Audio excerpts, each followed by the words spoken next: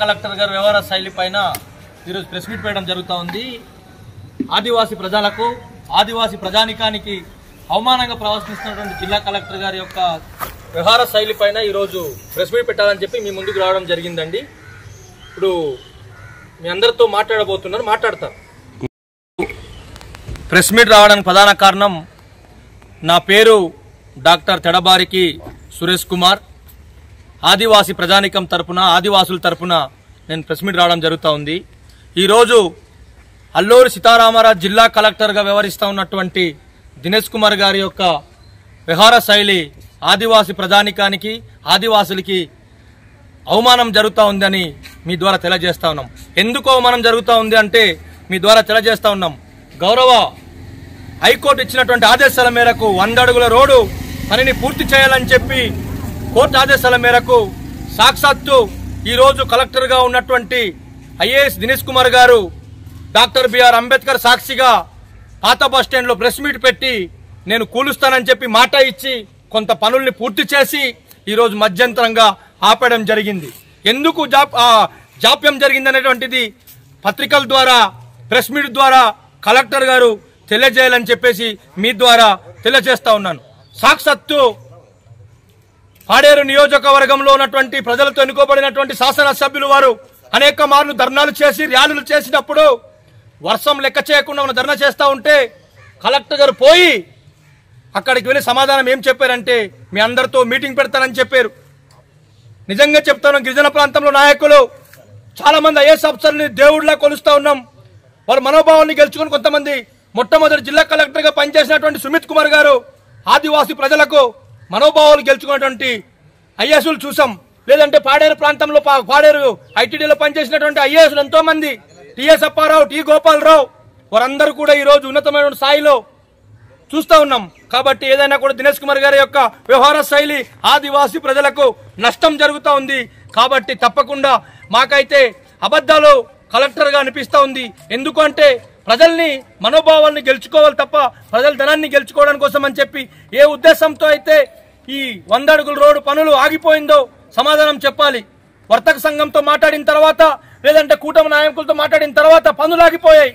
దినేష్ కుమార్ సారే చెప్పారు, మేము చెప్పలేదు. ప్రెస్ మీట్ పెట్టి మరి నేను 100 అడుగుల రోడ్డు కూలుస్తానని చెప్పేసి తీస్తానని చెప్పినటువంటి దినేష్ కుమార్ సార్ ఇది వెనకాడుతా ఉన్నారు. కాబట్టి తక్షణమే ఆయన మాకు వద్దు, ఆయన్ని పంపించాలని చెప్పేసి మీ ద్వారా తెలియజేస్తా ఉన్నాను. అలాగే ఆదివాసులకి ప్రాణవాయువు అయినటువంటి పాడేరు ఐటీడీఏ సమగ్ర గిరిజన అభివృద్ధి సంస్థ full time ITDA DD PO లేని పరిస్థితి మనం చూస్తా ఉన్నాం. మాకు కలెక్టర్ ఆఫీస్ కన్నా మాకు ఐటీడీఏ మాకు చాలా ఇంపార్టెంట్. ఎన్నో మంది వేలాది మంది విద్యార్థులు ఈరోజు పిట్టలు పోయినట్టు చచ్చిపోతా ఉన్నారు. ఫుల్ టైము పిఓ లేడు. సాక్షాత్తు డీడీ రజనీ మేడం గారు ట్రాన్స్ఫర్ వెళ్ళిపోయారు. కానీ ఏ ఉద్దేశంతో మళ్ళీ డీడీ మేడాన్ని కొనసాగిస్తా ఉన్నారో కలెక్టర్ దాని సమాధానం చెప్పాలి. ఎందుకంటే పైకి బోర్డు చూడండి, జిల్లా కలెక్టర్ మరియు మెజిస్ట్రేట్. మేము ఎవరిని అడుగుతాం? జిల్లా కలెక్టర్ ఆఫీసులో ఉన్నటువంటి ఆఫీసరు గాడి తప్పితే ఇక్కడ ఉన్నటువంటి మండల ఆఫీసులు 24 మండలాలు, ఈ మండలాల్లో ఉన్నటువంటి ఆఫీసులు అన్ని ఆఫీసులు ఎవరు పనిచేస్తారు? ఆయన ఆదేశాల మేరకు పనిచేస్తారు. ఆయన తీరును చూసి పనిచేస్తారు. ఏదైనా కూడా ప్రజలకి మెప్పించే విధంగా ప్రజలకి పనిచేసే విధంగా ఉండాలని చెప్పేసి మీ ద్వారా తెలియజేస్తా ఉన్నాను. ఇప్పుడే మీరు చూశారు, మొన్న ఏమో అరకువేల్లో అది చలి ఉత్సవాలను పెట్టారు. వేలాది రూపాయల ప్రజాధనాన్ని ఖర్చు పెట్టారు. ఎవరికి ఉపయోగపడింది? ఆ డబ్బులు గవర్నమెంట్ గ్రాంట్ చేసిన డబ్బులు కాక చాలా మంది కొంతమంది డొనేషన్లు ఇచ్చారు. ఆ డొనేషన్ ఇచ్చిన డబ్బులు ఏమైంది? దాన్ని కూడా ఒక నివేదికను ఇవ్వాలి.